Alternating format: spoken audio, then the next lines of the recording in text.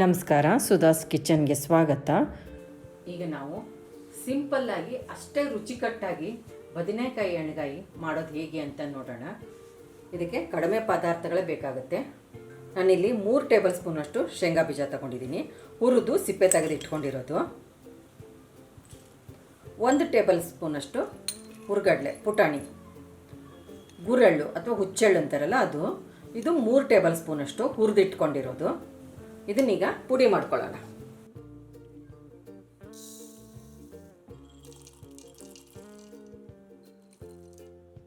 ನೋಡಿ, ಈ ಥರ ಪುಡಿ ಮಾಡ್ಕೊಂಡಿರೋದು ಒಂದು ಬೋಲಿ ತಕ್ಕೊಳ್ಳೋಣ. ಇದೇ ಜಾರಿಗೆ 4 ಹಸಿಮೆಣಸಿನ್ಕಾಯಿ,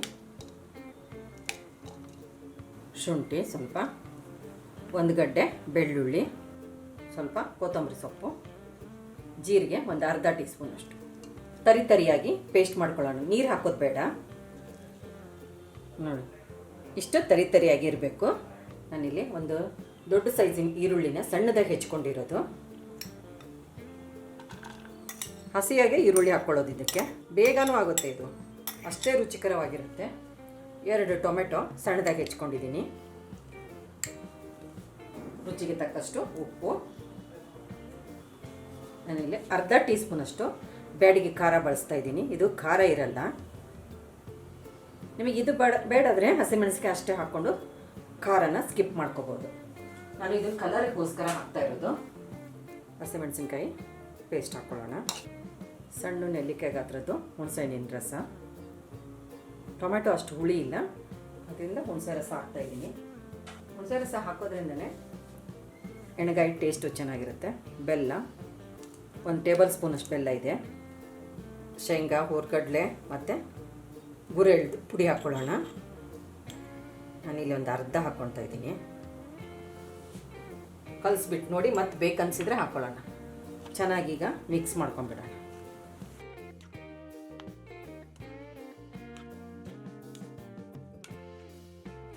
ಈ ಥರ ಎಣ್ಣೆಗಾಯಿ ನಿಮಗೆ ಹೊಸ ಥರ ಅನಿಸುತ್ತೆ. ರುಚಿ ಮಾತ್ರ ತುಂಬ ಅದ್ಭುತವಾಗಿರುತ್ತೆ. ಒಂದು ಸರಿ ನೀವು ಖಂಡಿತವಾಗ್ಲೂ ಮಾಡಿ. ರೊಟ್ಟಿ, ಚಪಾತಿ, ಅನ್ನಕ್ಕೂ ಕೂಡ ಇದನ್ನು ಸ್ವಲ್ಪ ಗ್ರೇವಿ ಥರ ಮಾಡಿಕೊಂಡ್ರೆ ನೀವು ಅನ್ನಕ್ಕೂ ಬಳಸ್ಕೋಬೋದು. ಇದನ್ನು ನಾನು ನೋಡಿ ಇನ್ನೊಂದು ಸ್ವಲ್ಪ ಪುಡಿ ಬೇಕಾಗತ್ತೆ, ಅಷ್ಟು ಪೌಡ್ರು ಹಾಕ್ಕೊಳ್ತಾ ಇದ್ದೀನಿ. ಇದಕ್ಕೆ ಗುರೆಳ್ಳು ಸ್ಕಿಪ್ ಮಾಡದೆ ಹಾಕಿ. ಗುರೆಳ್ಳಿದ ಟೇಸ್ಟೇ ಚೆನ್ನಾಗಿದ್ದಕ್ಕೆ, ರುಚಿ ಅದ್ಭುತವಾಗಿರುತ್ತೆ. ಹುಚ್ಚೆಳ್ಳು ಅಂತಾರಲ್ಲ ಅದು. ನೋಡಿ, ಈಗ ರೆಡಿಯಾಗಿದೆ. ಇದು ಇಷ್ಟೇ, ಇದರ ಮಸಾಲೆ ರೆಡಿ. ಕೊನೆಯದಾಗಿ ಇಲ್ಲಿ ಒಣ ಕೊಬ್ಬರಿ ಪುಡಿ 1 ಟೇಬಲ್ ಸ್ಪೂನಷ್ಟಿದೆ.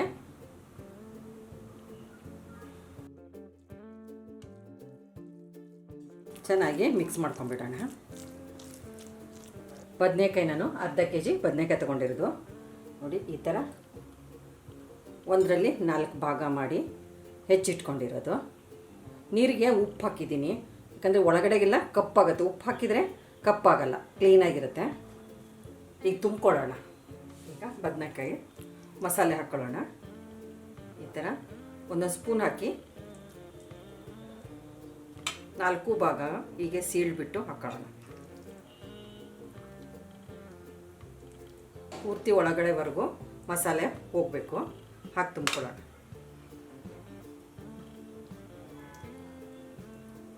ಈ ಥರ ಬೆರಳಲ್ಲಿ ಒತ್ತಿಬಿಟ್ರೆ ಕ್ಲೀನಾಗಿ ಒಳಗಡೆ ಹೋಗುತ್ತೆ.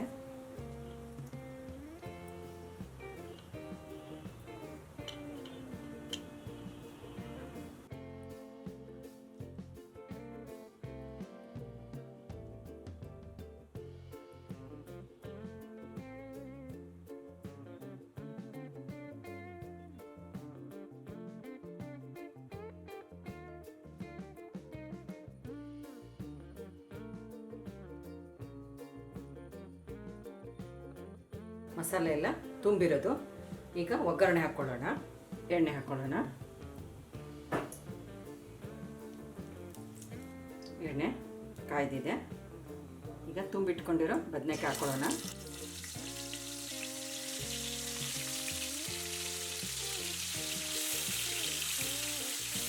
ಮುಚ್ಚಿಬಿಟ್ಟು 1 ನಿಮಿಷ ಬೇಯಿಸೋಣ.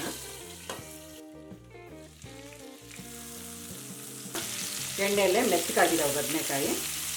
ಈಗ ಉಳಿದಿರೋ ಮಸಾಲೆ ಇದೆಯಲ್ಲ, ಗ್ರೇವಿ ಮಾಡ್ಕೊಳ್ಳೋಣ. ಮಸಾಲೆ ಎಲ್ಲ ಹಾಕೋಣ.